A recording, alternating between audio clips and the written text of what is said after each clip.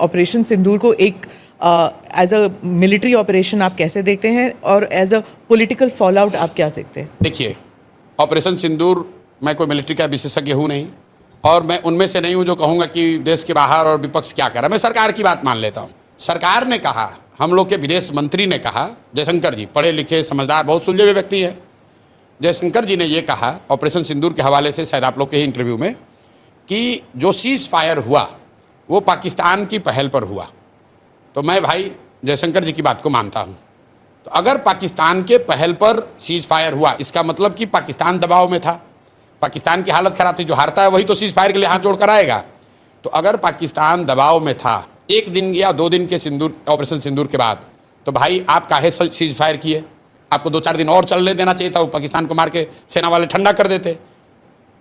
तो ये तो सरकार अपनी ही बात में फंसी हुई है। सरकार ये कह रही है कि मिलिटरीली ये सक्सेसफुल है। तो जब सक्सेसफुल था, पाकिस्तान घुटने पर आ गया था, आपसे सीज फायर के लिए रिक्वेस्ट कर रहा था, in the words of foreign minister Jaishankar, तो आपने सीज फायर किया क्यों? देश की जनता तो यही पूछ रही है कि भाई सीज फायर ये अचानक से क्यों हो गया? ट्रंप जी अपना अलग डफली बजा रहे हैं कि हमने अमेरिका से ही करा दिया। तो भाई ट्रंप की बात को हम क्यों मानेंगे? हम तो अपने देश की बात, सरकार की बात मानेंगे। हमारे देश की सरकार कह रही है कि पाकिस्तान के रिक्वेस्ट पर सीज फायर किया गया।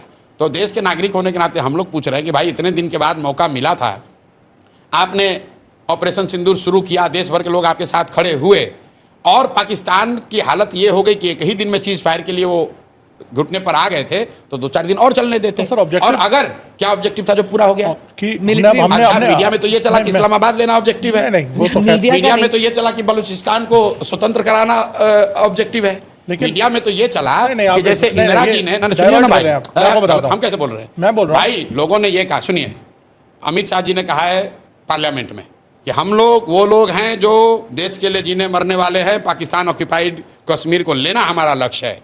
तो अगर पीओके लेना लक्ष्य था और पाकिस्तान घुटने पर आ गया था, तो काहे सीज फायर किए? अगर बलूचिस्तान को आज़ादी दिलानी थी, पाकिस्तान घुटने पर था, तो क्यों समझौता किए? आप ही बता दो भाई कि अगर पाकिस्तान डर गया था या घुटने पर था तो क्यों समझौता किए? और अगर नहीं था तो फिर आप जो बता रहे हो वो गलत है। दोनों बात तो सही नहीं हो सकती है। और ये बात सिर्फ जो जयशंकर जी ने कहा है उसी पर कह रहा हूँ। ट्रंप साहब तो कही रहे कि हम इंडिया को डरवा, इंडिया पाकिस्तान को दोनों को बुला के डांटे और इन लोगों में समझौता करा दिए। हम ट्रंप की बात पर नहीं जा रहे हैं, हम जयशंकर की बात कह रहे हैं। एंड तो कहीं होता है ना, क्या एंड? तो भाई वही एंड, मतलब लोग तो ये पूछ रहे हैं कि भाई आपने सायरन बजवाया, प्रैक्टिस करवाया, तो हम लोग तो तैयार थे 2-4-5 दिन के लिए। एक ही दिन में काहे सीज फायर कर दिए? 2-4 दिन और चलने देते, पीओके ले लेते हम लोग, तब आप कर लेते। बालूचिस्तान अलग हो जाता तब हम लोग कर लेते। अगर पीओके ले लेते जी ने समझौता कर लिया तो भाई कम से कम बांग्लादेश को अलग करा दिया ना, तो कुछ तो आप कर लेते। जो टेरर इंफ्रास्ट्रक्चर है वो तो ध्वस्त हुआ ना, ध्वस्त हो गया। विजुअल तो है, चले भाई रिकॉर्ड कर लो, विजुअल तो है। आप सरकार की ओर ना, विजुअल तो ठीक ही है। आप ये कह सकते हैं कि टेरर इंफ्रास्ट्रक्चर पाकिस्तान का ध्वस्त हो गया, कुछ डैमेज हुआ, तो सर लोग ये चाह रहे हैं कि जब मौका मिल गया था तो पूरा ही साफ कर देते। तो समतल थोड़ी ना कर सकते, एक मुल्क है न्यूक्लियर। अच्छा, तो उसके डर से रुक गए? कहीं तो रोकना पड़ेगा ना। तो ये पहले बता देते कि भाई हम शुरू करेंगे लेकिन न्यूक्लियर के डर से फिर रुक जाएंगे, तो पहले ही बता देते देश को भाई। अरे भाई आप ये बता दो कि चाहते क्या थे। मैं ये समझता था कि आपका उद्देश्य ये है कि टेरर इंफ्रास्ट्रक्चर पूरी तरीके से ध्वस्त कर दिया जाएगा। वो कोई नहीं कह सकता है कि हो गया है, कुछ टेरर इंफ्रास्ट्रक्चर को नुकसान हुआ होगा।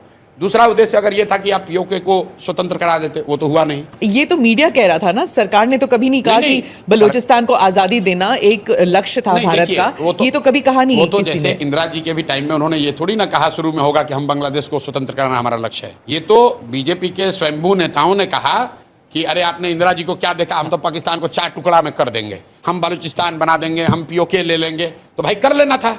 फिर आप कह रहे हैं भाई तो न्यूक्लियर स्टेट है, तो भाई न्यूक्लियर स्टेट वो एक ऑपरेशन सिंदूर होने के बाद थोड़ी ना बना, वो तो पहले से भी था। वो तो असेसमेंट मोदी जी जैसे विद्वान लोगों ने किया ही होगा पहले से। तो भाई काहे लड़ाई शुरू किए? और किए तो पूरा करना चाहिए। देश की जनता ने तो नहीं कहा कि हम लोग न्यूक्लियर वाले से डर रहे हैं। भाई देश की जनता तो आपने जब सायरन बजवाया तो हम लोग अंधेरे में निकले, सब जाके प्रैक्टिस कर लिया कि भाई चलो अब न्यूक्लियर गिरे या बम गिरे हम लोग तैयार हैं। तो काहे भागे आप मैदान छोड़ के?